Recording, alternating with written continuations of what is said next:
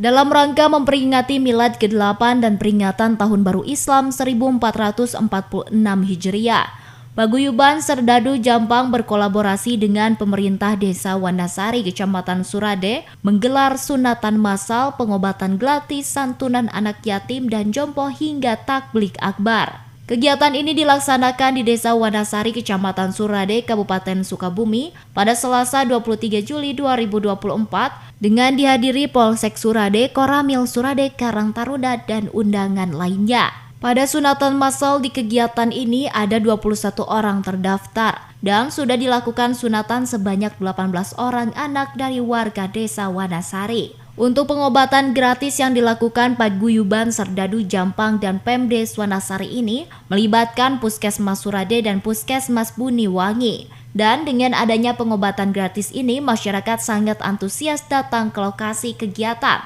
untuk mengikuti pengobatan gratis. Alhamdulillah hari ini itu dalam rangka ulang tahun PSG yang ke-8. Kita mengadakan bakti sosial untuk warga Desa Wanasari. Dalam hal ini sunatan massal. Jumlahnya itu 18 orang kita melaksanakan sunatan massal.